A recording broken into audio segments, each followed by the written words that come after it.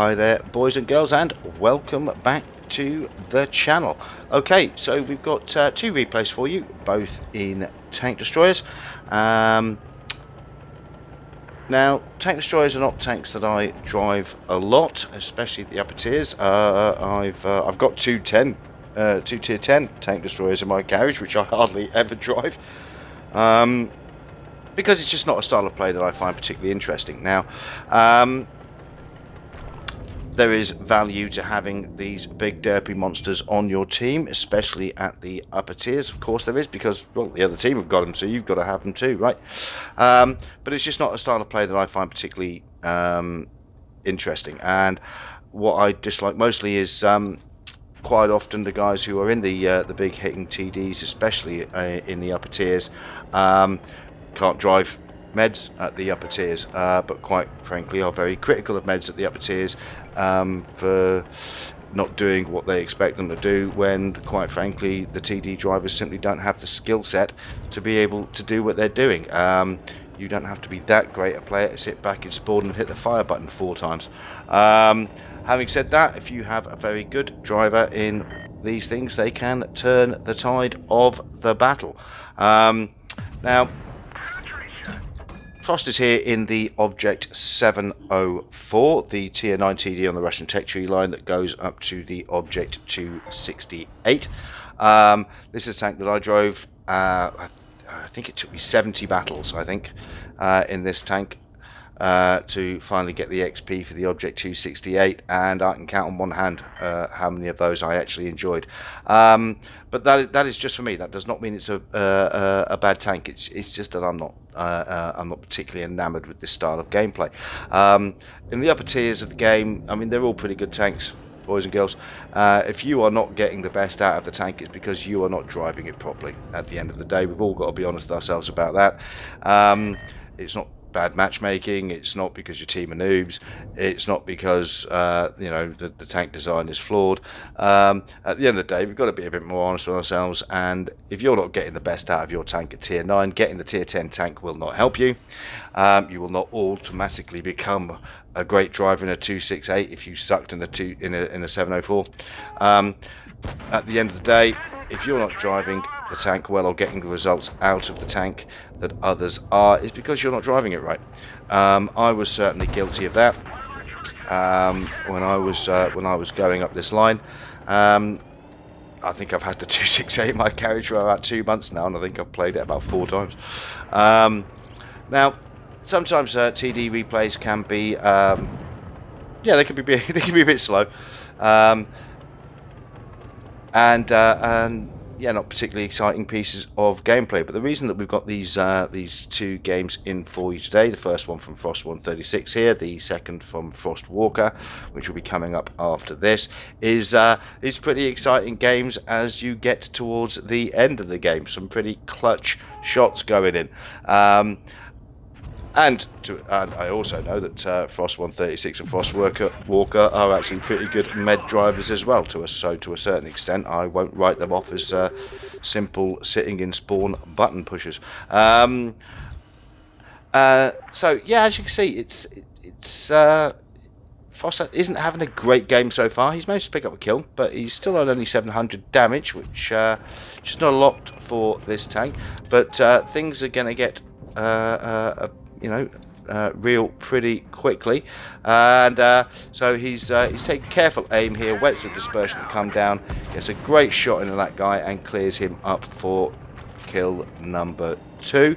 Now at this point you'd have to say Green are looking in a pretty good position. Frost still has his teammate alive. We have a TD on the top here who has exposed his flank, being probably far too aggressive here, and Frost is going to stick a lovely slap straight into the side there. So from 700 damage in just a few shots, he's up to over 2k, and he and his platoon mate have taken this guy out and reduced the red team down to a one tank. However, they are bases down, so they do absolutely have to get this last guy cleared. Unfortunately, Frost Walker is taken out, and this is now leaving a one-on-one with Frost 136 here, and unfortunately the last enemy tank is an Object 268 who's pretty healthy. But here we go. The cap points are counted down, and boom! Have some of that, my friend. Whacks him straight into the ammo rack. If that was going to get into a DPM trade, the 268 was going to win that all day long. But yeah, Frost gets his ammo rack, takes the win from a losing position there. First class mastery, 3 kills, just under 3,500 damage. That 268 must have been furious, absolutely furious. So well done, mate, nice shot. Okay, so here we are with Frost Walker, who was platooned up with Frost in that last battle. And yeah, he's going to take what is a very effective position for this map. He needs to get his tank in a position where he can snipe across the map and start pouring damage into the flanks. And that's exactly what he's going to do. He's going to head over to the right here, where traditionally in Supremacy you would have the A cap. He's going to head over there in a bit, see if he's got any shots here. Manages to get a lovely ding in there. So, yep, nice piece of damage to begin with. But he's got to keep moving. Hasn't really got any armor on this vehicle whatsoever. Big derpy gun, takes forever to come round sometimes. So he's got to use the best effect. Now, the one thing I think the one style of play that would drive me absolutely crazy when you see it from TDs on your team is almost sometimes they feel like they've got a divine right to have tanks just come out sideways in front of them, and until that happens they just don't move. And I'm just going to sit here. It's your job to give me targets, to spot targets, and I'm just going to sit here. And it's a very ill-disciplined style of play that I really do not like. However, good TD drivers don't do that. There is a difference between effective sniping and camping. And this is what you're seeing here. When he doesn't have targets, he moves. When he does have targets, he exploits it. And this is what more TD drivers, especially in the upper tiers, really should be doing. Now, he knows he doesn't have targets, so he's relocating. He's going to help out his team. He's not just sitting in one location expecting everybody else to do the work for him, so that he gets kill shots or big derpy massive damage shots. An awful lot of TD drivers are very selfish drivers. They play for their own damage. They do not play for the team. I'm glad to say that that Frostwalker is not going to do that. Now, he's having a good game so far. He's putting in some effective shots. He is suffering a little from that big derpiness that comes with this vehicle. However, beautiful snapshot there. Clears this guy up for his first kill. Takes some damage in return though, so he does now have to be careful. So we're going to pull back here.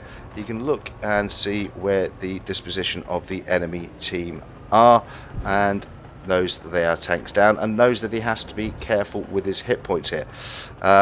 So